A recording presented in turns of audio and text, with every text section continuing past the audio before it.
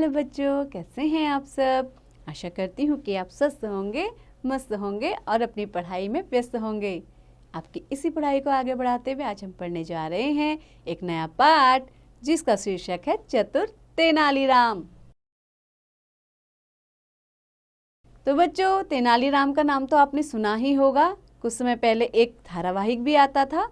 तो बच्चों, आइए इस पाठ को शुरू करते हैं और आप लोग जिन्होंने नहीं सुना है और जिन्होंने सुना है वे भी सभी ध्यानपूर्वक इस पाठ को सुनिए और तेनालीराम के चरित्र और उनके गुणों को जानने की कोशिश कीजिए।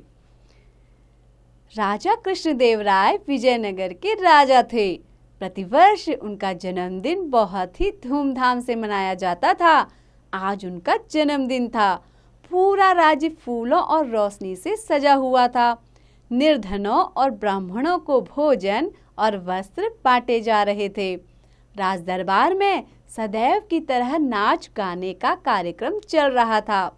सभी दरबारियों, मंत्रियों तथा अतिथियों के लिए भोजन की भी व्यवस्था थी। चारों ओर उत्सव का वातावरण था। सभी अतिथियों और दरबारियों ने राजा को उपहार देने आरंभ कर दिए। किसी ने हीरे जवाहरात दिए तो किसी ने रेशमी शॉल दिया।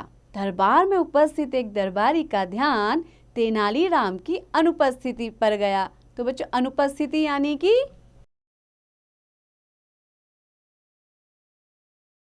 एब्सेंस, यानी कि वहां पर तेनालीराम उपस्थित ही नहीं थे। वह दरबारी तेनालीराम की राजा से घनिष्ठता को लेकर चिढ़ता था। आज उसे तेनालीराम के विरुद्ध राजा के कान भरने का अवसर मिल गया। वह दरबारी अवसर का लाभ उठाते हुए राजा से बोला, महाराज, अपने जन्मदिन पर मेरी भी शुभकामनाएं स्वीकार कीजिए। मैं देख रहा हूँ कि तेनालीराम कहीं भी दिखाई नहीं दे रहे हैं। वह आपके जन्मदिन पर आपको शुभकामनाएं देने नहीं आए। पर वह आए क्यों नहीं? अब राजा को भी तेनालीराम की अनुपस्थिति का पता चल गया। उन्होंने सैनिकों को तेनालीराम का पता लगाने के लिए भेजा। अब उस दरबारी को अपनी योजना सफल होती हुई लगने लगी। वह फिर बोला, महाराज, लगता है वह जानबूझकर इस उत्सव में नहीं आए, क्योंकि वे कल किसी से कह रहे थे कि समारोह में आने पर महाराज को उपहार भी देना पड़ेगा। उन्हें आपके लिए उपहार लाने के लिए कुछ व्यय भी करना पड़ेगा। यह सुनकर राजा क्रोधित हो गए। वह पहले से ही तेनालीराम की अनुपस्थिति से चिंतित थे। दरबारी के शब्दों ने उस समय आंख में घी का काम किया, परंतु वह फिर भी शांत रहे। थोड़ी देर बाद तेनालीराम दरबार में आए और महाराज के सामने झुककर बोले, महाराज, मैं आपके जन्मदिन पर आपको शुभकामनाएं देता हूँ। धन्यवाद तेनालीराम, परंतु सारा समय तुम कहाँ थे? राजा ने कुछ रुखाई से पूछा। तेनालीराम महाराज के रूखे व्यवहार से समझ गए कि अवश्य ही किसी ने राजा को भड़काया है। तेनालीराम ने विनम्र होते हुए उत्तर दिया, महाराज, मैं आपके लिए मूल्यवान उपहार लेने गया था। इतना कहकर तेनालीराम ने एक बड़ा सा बक्सा राजा को दिया। राजा ने बक्से को खोलने का आदेश दिया। बक्से को खोलने पर उसमें से एक गमला निकला। गमले में 3 रंगों के फूलों वाला एक पौधा लगा था। राजा का चेहरा प्रसन्नता से चमक उठा।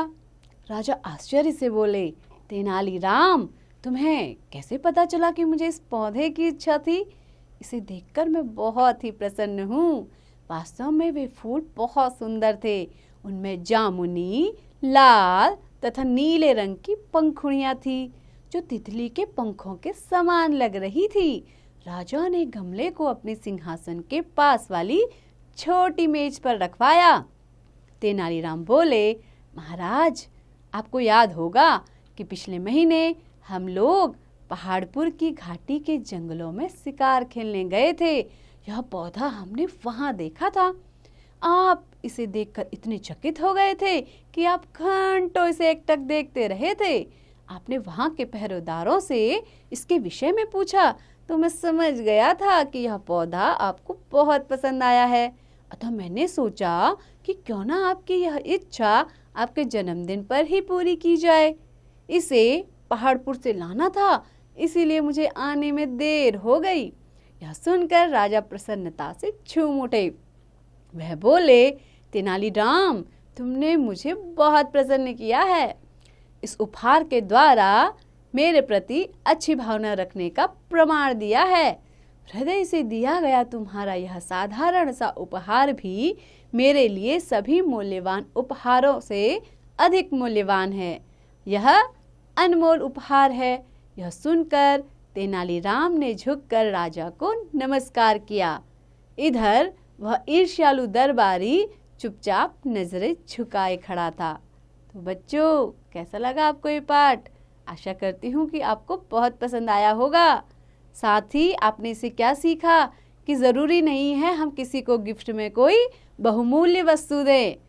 हम उसे साधारण सी वस्तु भी दे सकते हैं, लेकिन आप उसको अपने हृदय से दें, मन से दें। और बच्चों, किसी को गमला देना ये तो बहुत ही अच्छा उपहार है ना? तो बच्चों, ऐसे ही पढ़ते रहिए, आगे बढ़ते रहिए और हाँ, अभ्यास भी जरूर कीजिए।